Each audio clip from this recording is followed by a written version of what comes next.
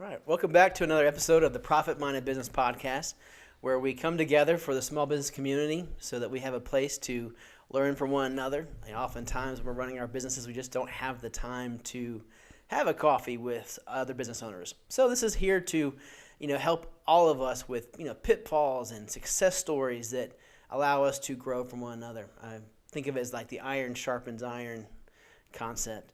My name is Corbin Cook. I'll be your host, and I'm with S&B Strategy Consultants and the Auxilium Associates.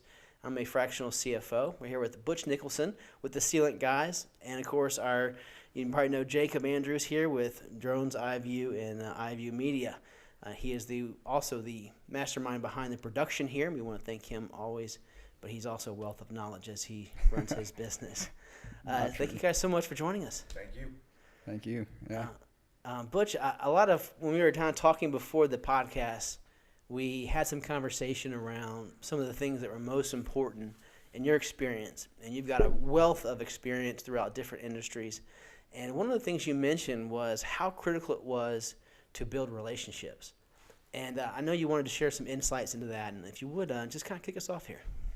Well, the way I got started with relationships, thank you. The way I got started really building relationships, well, I was in the insurance business, was the first job I had. And there were three ways you could get business: your friends and family, referrals, and cold calls. And everybody burned their friends and family out pretty quickly, if not making them mad. People didn't know how to get referrals, so they were making cold calls. I hated making cold calls. Mm-hmm. So I started building relationships. And we had some requirements on how many cold calls we had to make. And I made an agreement with my manager that if I got a certain number of referrals, I didn't have to make cold calls. And he monitored me. He would call the people that I said gave me referrals to see if they gave me referrals so I couldn't cheat. But I've been selling stuff since I was 18 years old. Mm-hmm. And I've built all of my sales career on relationships. Two things. One, I want to work with people that I like, and I believe that people do business with people that are like them. Right. You always hear people do business with people they trust, but I've never really met anybody I didn't like that I'd really trust. So I think the first thing to look for is somebody you like, and then look for, do I trust them? Look for the other things past there. The other thing I've always found is the best way to get somebody to help you is to help them. Sure. So with the Sealant guys, you being managing partner, your role is to help grow the business.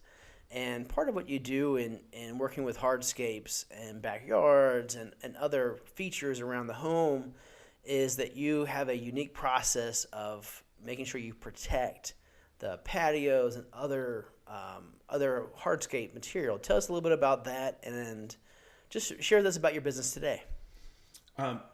So the Sealant guys cleans, restores, and seals existing hardscapes, pavers, stone, concrete, and wood. Things like driveways, patios, outdoor kitchens, fireplaces, fire pits, retaining walls. The thing that I have found the most, in fact, my partner says, you're the most diplomatic guy I know. Mm-hmm. And when we go out to see somebody, what I really want to do is figure out what it is they're really looking for. Yeah. Because people will say, I want a fire pit right there. Mm-hmm. And I start asking questions. And a lot of times it's, why do you want it there? Or a main one's the outdoor kitchen. They'll say, I want an outdoor kitchen over there. Right. And I said, where's your kitchen? Well, it's over there. I said, so if you have guests over and it's raining, you're going to walk all the way from there to there to cook the steaks? And they'll say, well, I didn't think about that. So there are a lot of things that people don't think about that. One of the things I work hard on is not telling anybody what to do. Sure. But just asking questions, and let them tell me what they want. And one of the things I do believe in relationships is that sometimes you have to sell people things they want to then sell them what they need. Yeah. But if you get in relationships and selling, if you get to where this is the answer, you're going to run people off. Sure. And the best business you can have are the second sale. And if you don't get the first one, you're not going to get the second one. Yeah, sure. Well, yeah, it's interesting too because I hear a lot of what you were mentioning about your relationship building in your process now. So it sounds like a lot of the questionings and the questions that you ask and a lot of the direction that you help somebody take is all part of really solidifying the relationship, but also helping them come to their own conclusions. Yes. I mean, at the end of the day, they just hadn't thought through a lot of the things, and through a question-based just conversation, you're able to help them figure it out that really and truly the best design would be X, Y, and Z rather than what they were originally thinking. Yeah. Well, one thing you have to remember, I don't care what you're selling, it's their money, not yours. Oh, yeah, for sure. And, if they're just, well, one thing I say is if it's moral, legal, and ethical, and they want to do it and I can make a profit, I'll do it. Yeah. Well, one of the things you were sharing before was that just simply that, as long as you feel passionate about something, that you can really drive that relationship. And if you can sell anything, and you could end up selling as long as it's ethical, and because of your sales, really it comes down to your ability to ask questions. Butch, I mean, a good salesman, based on what I understand about sales, asks great questions. And if you're passionate about it and you're passionate about people, which is really your mix, what I've heard you say today is that you've got to be able to believe in what you've got, just from an ethical standpoint. It's got to be a good product, but you've got to be passionate about it, and you've got to like people. If you don't like people, you're not going to care. You're not going to be involved. Is that summarize kind of your almost 3 steps to selling? Yeah. Well, one of the things I told you before is I believe I'm a great salesman. Mm-hmm. Some people might not believe that, but I do. And I believe I could sell anything if it's moral, legal, and ethical for a period of time. But if I'm not passionate about it, I'm not going to be able to do it long. Right. One of the things I believe too is when you're talking with someone, they can feel like if you're passionate about it, or just trying to sell them something, or just trying to get to the end of some kind of process. Right. So I truly believe my success is being passionate about what I do. I think so too. Yeah, I think that's something that we've talked about in our conversations before is that it goes beyond just what you do, but in the roles that we play in our own businesses, it is, again, the passion of interacting with other people that makes us good salespeople, but it's not sales in the traditional sense where you're trying to force a product down someone's throat, so to speak. It's just you're asking the right questions, you're giving them the information so they can make the correct decision and have the confidence that you're going to provide the correct solution. I think I agree with that. I think the biggest mistake salespeople make is they find somebody and then try to convince them they need what they're selling. All right. What I always tell people is don't find people and try to convince them to buy your product. Find people that are looking for your product. Right.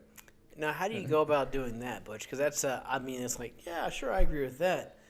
But now I've got to find people who are looking for my product. How do you develop that kind of a business model? If I can maybe start. Sure. Not just referrals, but marketing and advertising, just being, putting yourself in your customer's shoes. All right.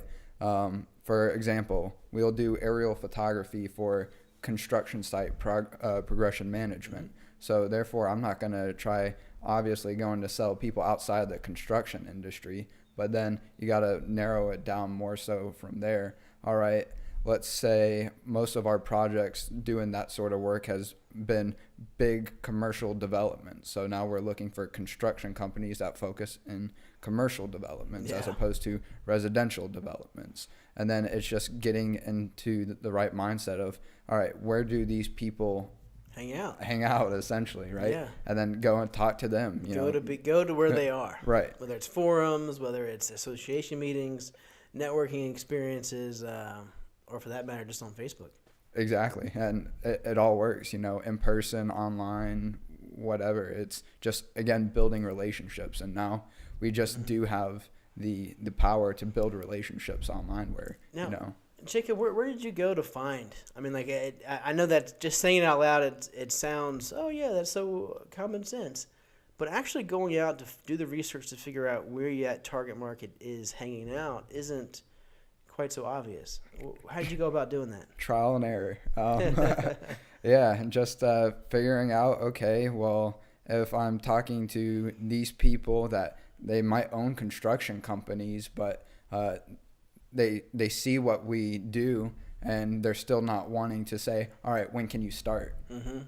Then I start to think about, all right, maybe they aren't the right customer for me, even though I think I could provide value to them. Sure. It's all about whether or not they see the value. So just again, going through networking meetings, making it clear, as part of an organization called Power Core, making it clear who would be an ideal customer for me. So people, when they're thinking of you, they can affect their sphere of influence, so to speak. And as soon as they do talk to that ideal customer, I need to, refer you to Jacob, or I need to refer you to Butch, or whatever. And it works the same way online. So there's great advertising tools out there like Facebook, where you can get very specific about the types of people that you want to reach and market directly towards them. Now, that also requires an advertising and marketing budget. Not everyone has the luxury to do that, but it's all at the end of the day finding the right customer and identifying them, reaching out to them directly. I'm going to come back to you, but I wanted to ask Butch, you haven't mentioned it yet, but you're also, part of the hardscape design and build company called Waypoint Construction. Right. And I get your advertisement in the home mag on a regular basis, and I get to see it, and I always, I send you a picture of it and give you a thumbs up. Tell us about your experience with that kind of advertising. Well, it's interesting, Corbin. In all the businesses I've been in before, I did no advertising, or very little. And any advertising I did was just PR advertising. But what we found with Atlanta Home Magazine, with the postcards that we send out, the only people that call us are people that are looking for something, looking for what we do. And that goes back to your business model of you do business with people who are looking for what you're selling. Right. I mean, if you live in a condominium and don't have a backyard, you're not going to be interested in a backyard kitchen. You're not going to be advertising the condo association magazine, basically. Right.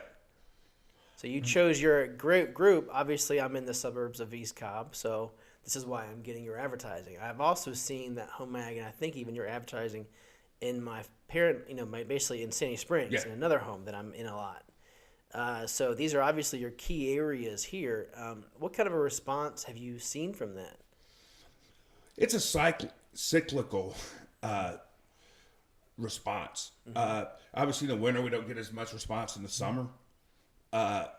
One of the things we found out, and we have the numbers on when it comes, but obviously right after we send advertising out, or when the new Atlanta magazine comes out, we'll have a higher response there. Are there percentages that offhand? I know I'm more curious about the. We know the percentages on the postcard. We don't know the percentages on Atlanta Home Mag because there's no way to figure it out. One of the interesting things about Atlanta Home Mag is it's all advertisements for home improvement. Yeah. So I don't know why anybody would look at it that's not looking to do something on their home. I look at it for ideas. So it goes back to, ideas, but you might like my idea that's in there, the picture of my idea. That's it. It's about your ad then. It's about how engaging, attractive.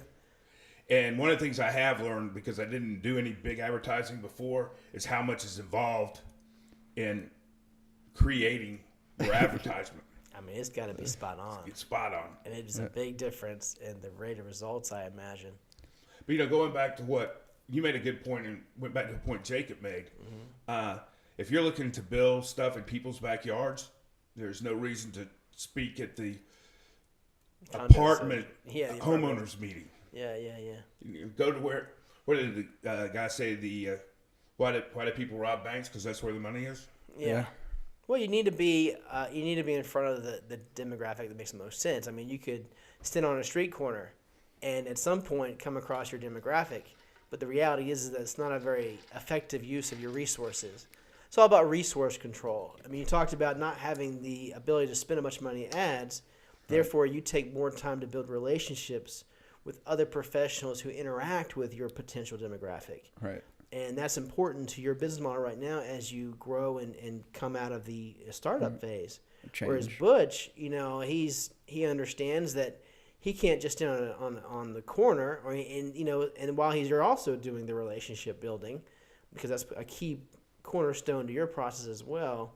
You've now been able to develop the marketing budget for some direct mail pieces in addition to being in the queue. I mean, if you think about the Atlanta Home Mag, when I scoop through it, your advertisement in there is attractive to me, right? But I end up looking more lately. It was more about closets. You know why? Because I installed we did a remodel, and I did the closet and the bathroom. So while I saw yours and I thought, oh, I would love to have that kind of a landscape, my priority was different. Sure. So, but then when you start to see that, what happens is even if I'm looking at other hardscape people, it's still driving my interest. So it may be that I see 4 other ads when I'm not quite ready, but then the day that I'm ready, I happen across yours. So everyone in that magazine is helping everyone else. Yep. And then it's just a matter of you get your fishing hook in the water that day when I passed by and I saw the worm. That was it. So I don't know where to go with that. But yes. But going back to your relationship building, Jacob, you were talking about developing what I might call a gatekeeper. Right. But I think you were talking about it differently and just your relationships with the people around you in general, not just a gatekeeper. Talk to me about the difference between a gatekeeper and just regular warm network. Every business is a people business. So that's the way I kind of look at it.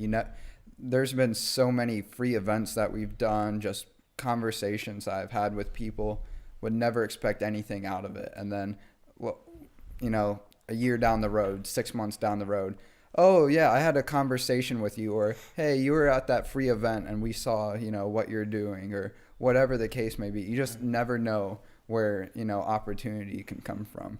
And so that's kind of how I treat my business, is just, be someone that people want to be around, be someone that people want to work with, that they like. And then, chances are if you hit those categories, they also trust you as well enough to write you a check, which helps your business grow at the end of the day. So that's kind of the way I look at it, just treating everyone as an individual and, to the best of my ability.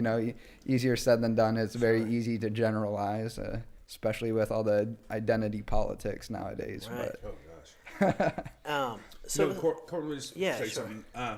One of the things that this is really the psychology of selling, but part of it in building relationships is people hang out with people that are like them.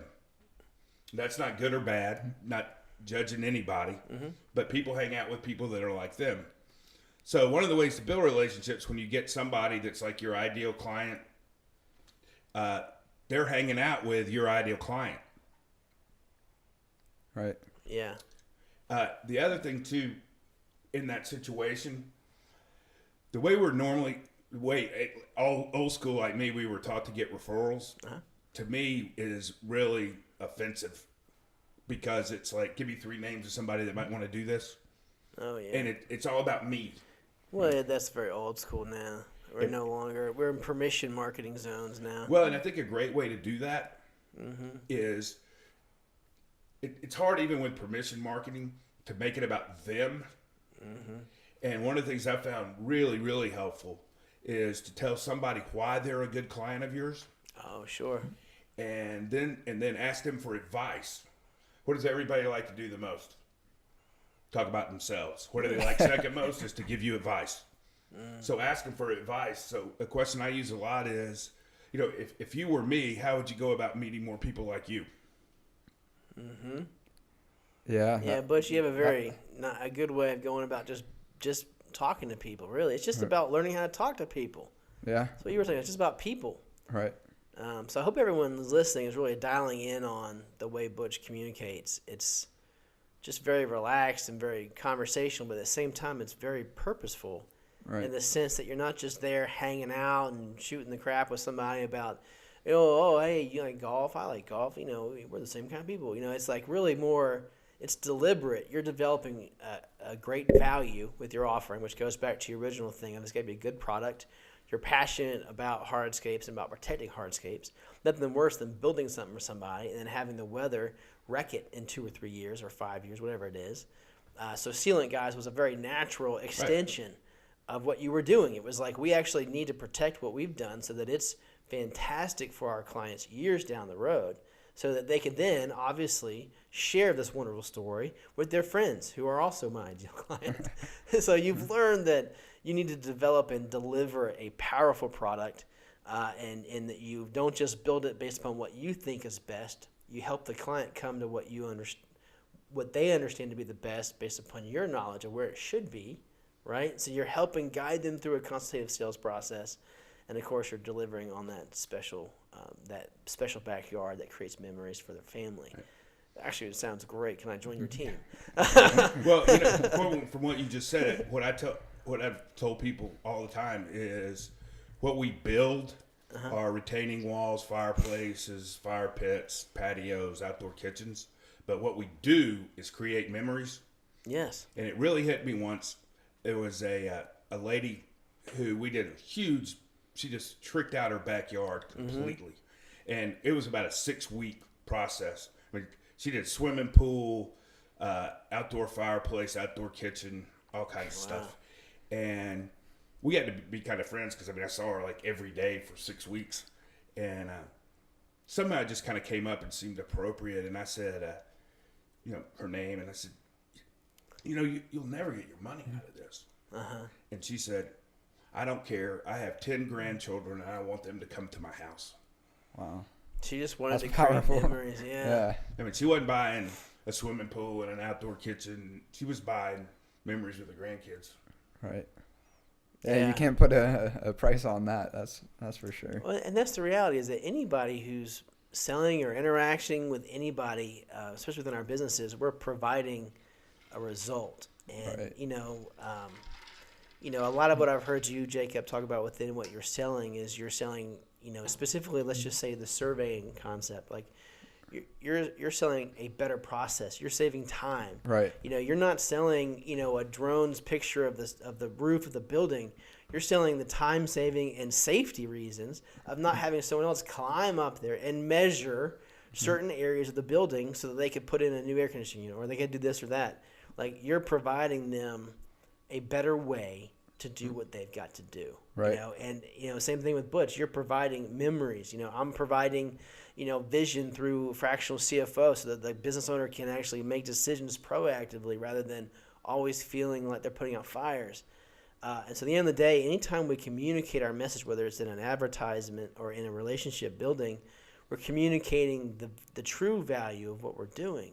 Right. And if we're not sure what we're doing and we're selling benefits and features, your clients, your friends, your relatives, your warm market will just hear you like Charlie Brown's parents. Wah, wah, wah, wah, wah, wah, wah. And I remember first being a part of PowerCore, and it's so funny when you could be up there every week talking about what you're doing, and then, a year into it, having someone go, oh, that's what you do. And you're like, oh, my gosh. You've got to figure out, what are you really selling? I had that happen this week.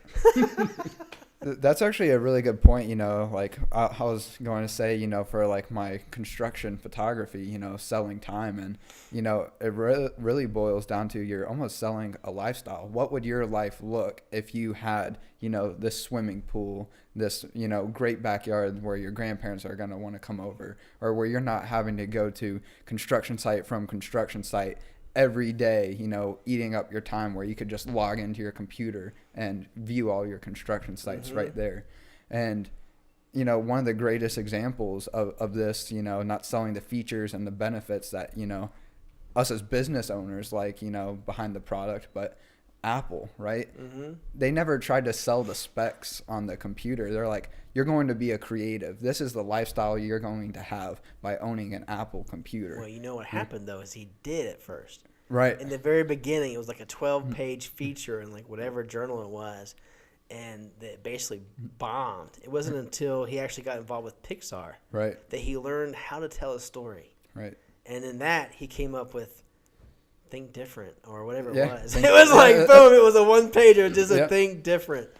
Two things. Be creative, yeah. Yeah. Two things come to mind.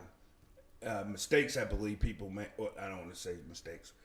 Some things that people could do better in building relationships and sales.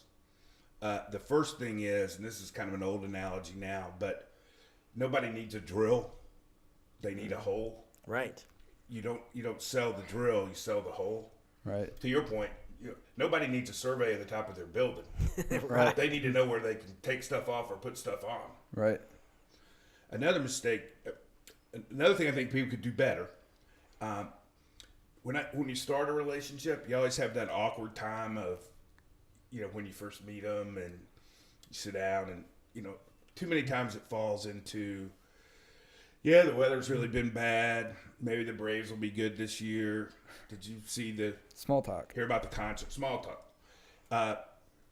What I've learned to do, and it's worked really well for me and some people I've coached on it, is turning small talk into an advantage. So rather than saying, how's the weather? I would say to Corbin, so Corbin, how did you decide to become a business consultant? Mm-hmm. And even just little things can tell you something. I went into a company several years ago, a financial services company, and there were co-managers. And I was meeting with them both. And I said, Doug, and I knew they had both had moved to Minneapolis. And I said, Doug, how did you decide where you wanted to live? And Doug said, we walked into this place, and my wife said, this is it. This is where we're moving. And that's where we live now. We love it. Everything's great. I said, well, John, how did you decide? Well, we looked at the school system. We looked at the tax rates. We looked at the traffic. Well, what that told me then was what Doug wanted was a wow. So if I was going to present him something, I was going to present him a wow. Mm-hmm. What I knew John wanted was the details. So if I was going to present him something, I would present the details. Right. If I had presented John the wow, John would care less. Right. If I'd have been telling all those details to Doug, he would have been bored. Right. Sounded like he needed Doug's wife in the room. happy wife, happy life. That might have been the other learning lesson on that one. But yeah, that goes kind of back to you got to treat everyone as an individual, because some people do have, like they want to know the nitty gritty details of, the product features or benefits, where others, like, they want to know the lifestyle. And just through conversation, you kind of have to walk that tightrope and see which side do they fall on. And that's something, I'm still trying to get better at myself, because I'll catch myself in conversation, get just passionate, about what I'm doing behind my business and like the products, the services, all of that, and then realize it's just all going overhead, and then have to tone it back down to how does this relate to you? Well, we all like what we do. We're passionate about what we do, so we want to tell people about it. Yeah. But the thing always remember is it's about them, not you. Yeah, I struggle with that. Yeah, what's in it for them? What's in it for me is what it is. But that's so true, guys. What do y'all think about, DISC is a personality test that kind of determines how we receive information, how we provide our service or our support, depending upon who you are. And my dad for years ran a commercial real estate business, and that was part of their routine. Is that when they had a buyer come in, they would, within the drive to the property, that small talk conversation we were just talking about, where they're looking for certain cues as to where they fall on the DIS or C, and that kind of determined how they presented the information. So I always forget that, but now that y'all just brought it back up, that's a key piece of really understanding your audience, whether it's through an ad, is it an ad that just needs to be attractive and have a wow factor, or do you need to add the features of how you go about doing it with the sealant,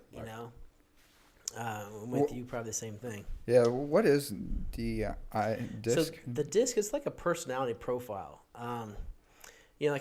Someone who would fall into more of a dominant, a D type, strength would be more of your, just give me the detail, just give me the overview.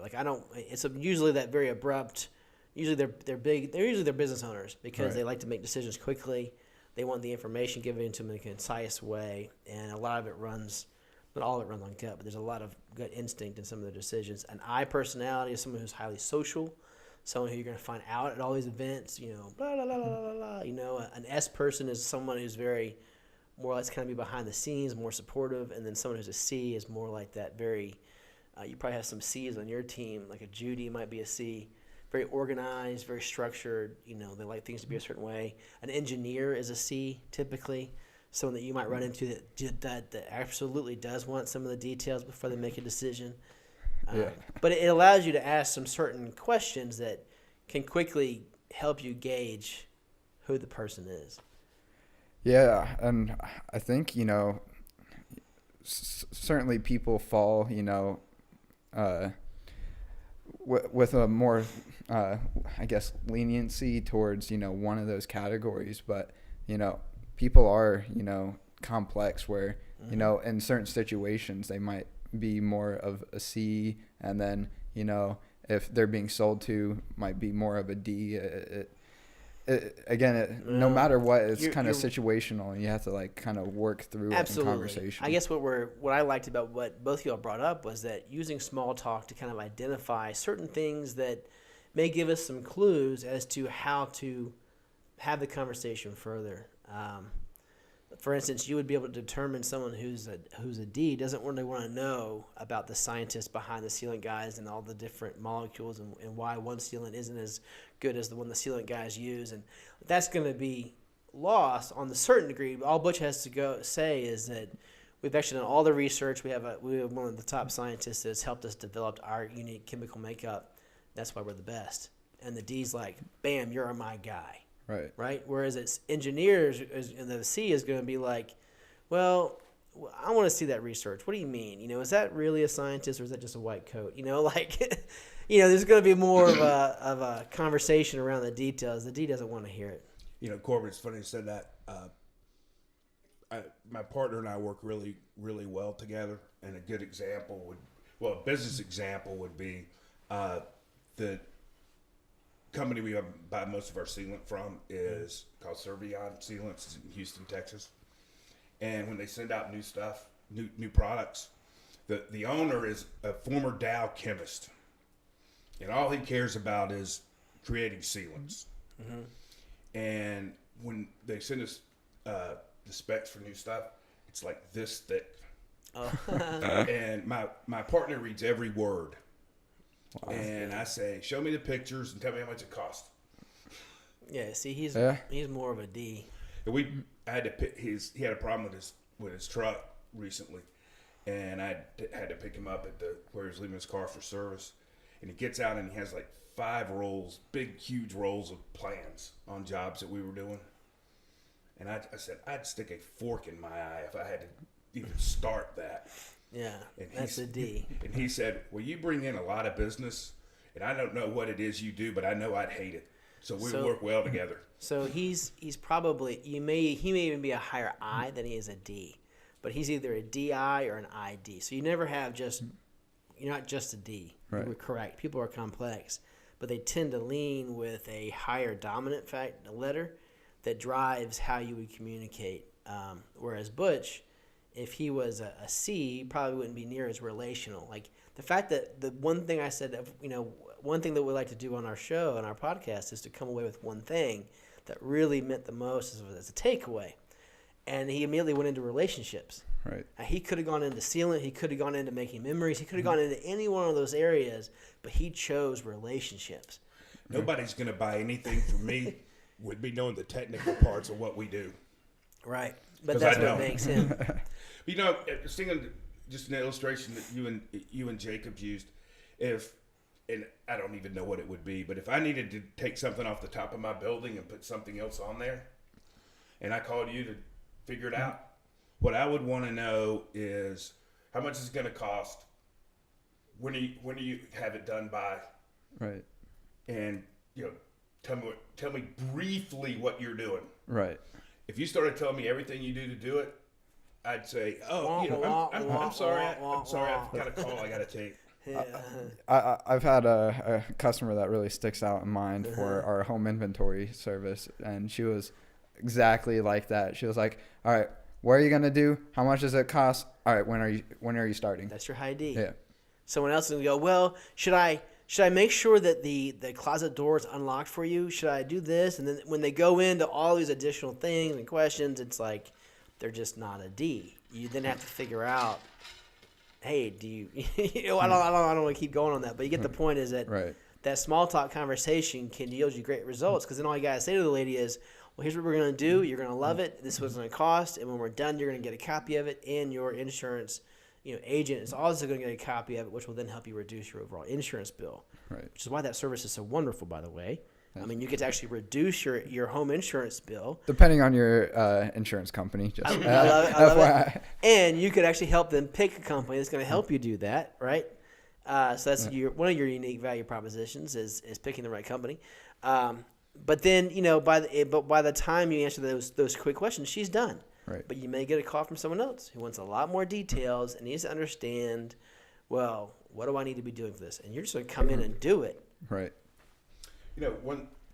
Thinking about what the two of you were talking about, I think one thing that if you're a business owner or an incentive-based, commission-based salesperson, one of the important things to remember is you're not going to make every sale. And a very important thing is, and this comes from asking the questions we've been talking about here, Right. is deciding as fast as possible when you're not going to make a sale. Move on. Because every salesperson wastes tons of time on things they don't get paid for. And if you ask the right questions up front, you can figure that out quickly. Right.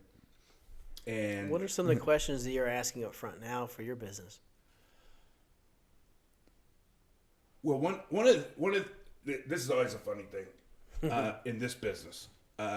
People always say, "This is what I want," and then there's one of two things. This is exactly what I want you to build, and the other is, tell me what to do. And neither one of those are good. Normally when the people tell me what to build, that doesn't ever work out too well. And I usually try to just kind of get to the end of that as quickly as possible in an appropriate way. And Well, hold on. I got to ask a question. What do you mean? I would think that would be like, thank goodness I don't have to go through all of this design and conceptuals and number 2 and number 3 and number 4 version of this. on the side of tell me what to do. Yeah, the one that's no, on the side that says here's what I want. Oh, well, on the side of I this, think that would be a godsend. But you're saying well, that's just as bad as the other. to some degree it is, but on a super level, Yeah. I had just recently was with a lady, and I want this built this way, this built this way, this built this way, and I said, well, let me give you another idea. I always think, let me give you another idea, because if we built it the way she said to build it, it wasn't gonna work. So I mean, that's an extreme. No, I get it. Someone who's so particular that it's not possible. It's going in Inflexible. it's going in with an expectation, and if someone has this idealistic view of how they want their backyard to look, for example, like that might just not be feasible, Right. with the type of hardscaping, resources out there, Right. and then she's not going to be happy even if you do it to the Right. best of your ability, and and I imagine very similar scenario on the opposite end where, all right, just let me know what to do. And, Well, I'm never going to do when somebody says, just do what you think, because I've had a wife before, and whenever she said that, whatever I did was wrong. And I'm not going to build something or even clean something without really knowing. The important thing is not to know what they want to do or how they think you should do it. The important thing is to know the result they want. Oh, sure. And if I know the result they want, I can get that result, or tell them I can't. Well, you can always make the specs end up with the result versus trying to be specific, very particular on a spec that may or may not even be relevant to the result that they're after. Right. Well, and there's some things you just can't do. I had a guy I felt really sorry for. He had water actually coming through his house because of bad drainage in the back and some stuff that was built in the wrong place. I just told him, I said, I can't promise you I can fix it, and I'm not going to start working on it when I don't know I can fix it. Yeah. There's nothing wrong with walking away. right. Yeah. Right. Yeah, agree I with think that. that's again, a lot of things people overlook, you know, when finding the ideal customer. You know, you don't want to try to spend all your time turning no's into yeses when there's plenty of people that already are yeses. That's what I said earlier. Right. Find people that want what you're doing. Exactly. Not try to convince somebody to do it. Right. So let's go back over, as I like that, and I think it's hard, it's easy to say, but to develop the foundation pieces that go into developing that, right? So maybe just summarize the things that you're doing to do that. And if you hadn't thought about it in that framework, you know, I could see things that you're doing that are doing that. And then, Butch, I want you to kind of summarize the things that you do to develop that kind of a business model. We talked about them, but I want to sum it up and then start to kind of move us towards a conclusion. Because I think that's probably one of the most powerful things. And a big piece of this is obviously the relationships. Yeah, one that's, you know, started to help me out more, especially like for some of our like custom video production work where it's not quite as scalable as some of our other services. And I imagine this is very applicable to you as well, is budget. You know, if they're wanting all of that and a bag of chips, you know, for $200, you know, we clearly can't do that. But some people have preconceived notions, especially in the residential real estate market, you know, that, hey, I want to get drone footage, I want to get a video tour, I want to get photos. Oh, yeah, and my budget's, you know, $250 or something like that. And, you know, you just got to be able to remove yourself from that situation in as respectable of a manner as possible. Well, this is actually what it costs us to do this service. We have other options at a lower, you know, rate, but that's just going to include the photography. So your big piece is trying to figure out who can afford your services in order to determine how to go about creating a market that actually is looking for you to buy. To some degree. I wouldn't say it's necessarily a big part, but just one of the more relatable aspects I would think of what we do, and that's true for any business. You definitely need to understand who can afford to buy the value that you bring. Right. It's not even about the actual offering, it's about the value you bring, because anybody who has a drone could technically get drone footage. But that's not really what you're selling. You're not just selling drone footage. Right. You're selling a platform. Selling an experience at the end of the day, you know, a turnkey solution where... Well, it goes back to Butch's ad. Right. He's in the mix with, you know, I don't know how many people go into that magazine, but he's right. Like, literally, you'll see, you know, 5 or 6, you know, people who are going to, you know, paint your garage floor. And they're all using the same pictures, I think. I think it's all from the same stock footage. Right. But all our pictures are things we built. I believe this. I believe this. So in your case, you're not selling like some photos. Like, you're literally going to package it up, put it together for them to then become better than the competition. You're helping your real estate agents and those businesses tell the story of the home. And honest to goodness, like, they're going to go through. You can imagine how many photos they're seeing on whether it's FMLS, Zillow, or Realtor.com. Like, they're all seeing the same format. Right. And when I click on a video in that format and it takes me through an aerial shot of coming down the driveway, number one, the house looks grand at that point. It looks amazing to see the property. It doesn't matter what kind of home it is. I mean, I've driven by some of these properties where I saw that kind of footage, and I'm like, that was the home? You know, the point is it drives attention, it drives differentiation, and it drives an interest level above the competition. Right. So for a real estate agent to complain about a value offer versus just someone who's going to get, it's like with, you know, Elwood, and, you know, when we talk about enhanced, you know, power washing.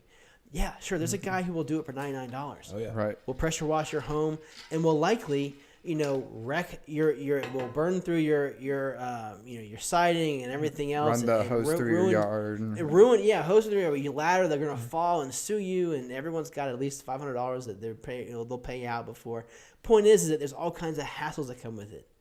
You pay for an enhanced power washing, or, you know, for anyone who's going to quality service, you're paying for the value. Anyway, my point is that you have to find people who understand your value. You know, Waypoint Construction and the Sealant guys have a value proposition. You know, one of them, it starts with Butch asking questions to help you end up with the right kind of memories. and not just be mad that you built the kitchen or the outdoor kitchen and the grill, like, across the patio, and now in the rain you're having to run in and out. That just looks stupid. A few minutes with Butch and that would have been solved. Now it may seem like a small thing, but it's a big deal once you've already laid it out and you've built it. Right. Someone else other than Butch may not care enough to ask the questions to make sure that your memories are protected and have the kind of value that you wanted them to have. Yeah, I say a lot. I say this a lot. There are a number of companies in town that can build things as well as we can build them. Mm-hmm. But the value of that we provide is that what we were talking about, being able to tell them where to do it, Mm-hmm. right? And being able to figure out what it is they really. It's what I tell people all the time. You're going to be looking at it. It's going to be in your backyard. So I'm going to build what you want to look at. And don't ask me what I'm going to look at. Build what you want to look at. Right. Just here's some information that might help you make a better decision. Right? Yeah. And that's something, that kind of ties back into that Elwood example. Yeah, there is a guy with the equipment that can do the job, may or may not do it to the same degree. That's something I also run into, like with real estate, where, a lot of realtors, I have a brother with a drone, doesn't have his licensing, right? Which not only can the drone pilot be held liable, but the realtor or the company that hires the drone pilot is actually up to 10 times more liable with a fine of up to $10,000. No, shut up. Yeah, so you're telling me that a real estate agent who uses the cousin with the drone with the camera and it flies overhead can actually be held liable for years to come? I don't know what the right. But that being the yeah. So implication if of that. the FAA were to come across that video and they're breaking the regulations for having a drone and operating it commercially, the operator can be fined up to $1,000, and then the company that hires that drone operator can be fined up to $10,000. Yeah, that's crazy. I didn't even know that. That's terrible. Yeah. I mean, it makes sense. I mean, with how drones, the technology is developing, I just wouldn't have thought that was an issue. And that's something that, I have to bring up. I don't want to be the drone police, at the end of the day. Right. But at the, when I do get calls and, I have a drone guy, I just ask, is he licensed? If not, I do want to make you aware that you can be held liable if anything were to happen or the FAA were to see this footage. Yeah. Be able to see that they were not a licensed operator. Just for that probably doesn't make it worth the hassle of having to deal with that. I mean, at this point, it's not probably doesn't feel like such a big deal, but I imagine that as drones become more a part of our culture, that there's going to be a crackdown. Or, matter of fact, someone else could probably turn someone else in for that kind of work. Yeah, there's that out there, but again, I don't know. I don't think that's my job to do so. No, of course not. But I'm yeah, just saying, there's always plenty of people out there. Eventuality that it becomes competitive enough to where somebody is causing problems. Yeah, there's tons of that out there, but wow. At the end of the day, I'm sure Butch uses this to the same degree. Just letting your work speak for itself at the end of the day. That's what I'm getting at. The value should speak for itself. I mean, I'm telling you, when I was looking, for homes where we ended up moving to East Cobb, I mean, right there off of just Paper Mill, you can see some fantastic drone shots of these homes, and it's like, wow, man, what a difference it makes for somebody to have that kind of footage. So I'd imagine that you should be, one of the first calls someone has when they have a home over a certain price to sell. Absolutely. Well, guys, listen, I want to kind of wrap it up, but was there something else you wanted to add, Jacob? No. Kind of just same thing with Butch. You have a homeowner, they have a nice home, especially the interior, but they want to spice it up on the exterior. You're gonna want to bring in someone that has a vested interest in making sure it's a space that you're gonna be happy with. Right. And give you that lifestyle that you want, as opposed to, hey, anyone can just come out and fly a drone or build a hardscape. It's what are you providing on top of that? You want memories, right? You want to be able to use your property or whatever it is. It just needs to come with what you really want as that result, and anyone can be do what I do in the sense of that they have some certain tools or whatever the case is. But the reality is that you really want someone who's going to help you understand how to get the result that you want. Right. And it goes down to just making sure that any small business owner listening, that you want to develop a business model where you're not having to go outbound all the time for your business. You want to develop a market where people are coming to you, and that involves understanding your market, figuring out where they are and going to them. It means, learning how to build relationships, understanding how to communicate, because everyone is going to receive communication differently, and having some sort of a method, whether it's asking some clever questions to get a better sense of who they are, and then having the conversation directed to that style of talking or that reception.